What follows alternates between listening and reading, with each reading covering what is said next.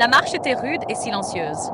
La neige s'amenuisait à mesure qu'ils descendaient des monts brumeux, laissant place à une terre froide et rocailleuse.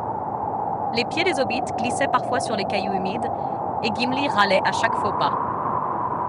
Seul Legolas marchait sans effort, toujours en tête, le regard fixé sur l'horizon. Merry et Pippin, fatigués et de plus en plus curieux, accélérèrent le pas pour le rejoindre. « Hé Legolas !» demanda Merry entre deux souffles. « On va passer par où? Au juste ?»« Oui. »« C'est quoi ton plan ?» renchérit Pippin, les joues rougies par le froid. L'elfe ne détourna pas son regard de la route devant lui. « Nous passerons par Mirkwood, déclara-t-il d'un ton ferme. « C'est plus rapide, et je connais bien ce territoire. » Merry et Pippin échangèrent un regard inquiet. « Mirkwood ?» répéta Merry d'une voix hésitante. « Mais c'est pas rempli d'araignées géantes et de créatures horribles? C'est dangereux, non ?» ajouta Pippin. Legolas s'arrêta net, obligeant tout le monde à s'arrêter derrière lui. Il se retourna lentement vers les hobbits, son visage d'ordinaire serein assombri par une pointe d'agacement. « Tout est dangereux, » dit-il d'une voix froide. « Mais c'est le chemin le plus rapide. Et si on voulait pas passer par là ?» demanda Sam en fronçant les sourcils, la voix tremblante mais ferme. Legolas balaya la compagnie du regard. « Alors vous mourrez ici, dans le froid. » Un silence tendu s'installa. « Personne ne s'écarte du chemin, » ajouta-t-il d'un ton tranchant. « Personne. » Il n'avait pas haussé la voix, mais le ton était plus menaçant qu'un cri. Il n'osait plus protester. Même Gimli, qui ouvrait la bouche pour parler, la referma lentement. Ils reprirent leur marche. Legolas avançait en tête, son esprit bouillonnant malgré son apparence calme. Il se répétait son plan, ses choix. Ils étaient les bons. Ils devaient être les bons. Mais au fond de lui, quelque chose clochait. Une sensation étrange, oppressante, s'empara de lui. Comme si le monde lui-même s'opposait à ses décisions. Comme si, chaque pas qu'il faisait pour échapper au chemin attendu, quelque chose d'invisible tirait en arrière. Une résistance sourde, inexplicable, qui lui donnait l'impression d'être de plus en plus seul. Il secoua la tête, rejetant ce sentiment. Mais alors qu'ils atteignaient les premières collines au pied des monts brumeux, une ombre se glissa entre les arbres, puis use une autre. « Quelque chose bouge » murmura Sam, les yeux écarquillés. Avant que quiconque ne réagisse, des silhouettes surgirent d'entre les rochers et des branches. Silencieux comme la brume, des elfes vêtus de capes grises encerclèrent la compagnie.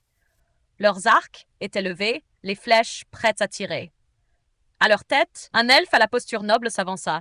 C'était Haldir. « Vous vous aventurez loin de votre chemin » salua-t-il d'une voix calme mais méfiante. Legolas et lui se fixèrent. 10 longues secondes s'écoulèrent dans un silence lourd. Leur regard était glacial, presque hostile. « Que faites-vous ici, Legolas ?» demanda finalement Haldir sans quitter son regard. L'elfe blond ne détourna pas les yeux. « Je mène ce qui reste de notre compagnie vers l'est. »« Et vous refusez de passer par la Lorien ?»« Oui. » Haldir haussa légèrement un sourcil, surpris par la sécheresse de la réponse. « C'est un détour, » ajouta Legolas, la voix dure. « Nous n'avons pas de temps à perdre. » Haldir fit quelques pas, les mains jointes dans son dos. « La dame Galadriel vous offrirait protection et repos. Vous êtes épuisé. Frodon a besoin de force pour continuer. »« Il tiendra, » coupa Legolas sèchement. Haldir s'arrêta. Il regarda tour à tour la compagnie, les hobbits affamés et grelottants, Gimli qui avait du mal à masquer son épuisement. Puis son regard revint sur Legolas. « Ce n'est pas qu'une question de force.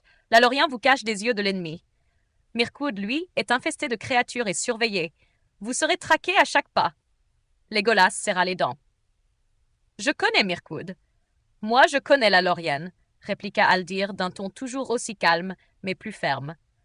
Legolas s'avança d'un pas, son regard brûlant de défi. « Nous ne passerons pas par votre forêt, Haldir. » Un silence s'abattit. Haldir fixa Legolas un long instant. Puis, lentement, il fit un signe discret de la main. Les archers levèrent leurs arcs d'un seul mouvement fluide. Les flèches se tendirent. Sam poussa un petit cri étouffé, et même Gimli resta figé, le regard rivé sur les pointes acérées braquées sur eux. Haldir ne bougea pas. Il pencha légèrement la tête sur le côté, et, d'une voix toujours paisible, répéta « On va passer par la Lorien !»« Hein ? Un long silence. Legolas le fixa encore, les poings serrés, les mâchoires crispées. Puis, lentement, il baissa la tête. « Très bien, lâcha-t-il. la voix pleine d'amertume. Haldir hocha la tête, sans triomphe, mais avec une lueur de soulagement dans les yeux. Sage décision. Il fit signe à ses hommes d'abaisser leurs armes. Legolas resta silencieux, le regard perdu quelque part dans le lointain, la mâchoire toujours serrée. Il avait cédé, mais il n'avait pas oublié.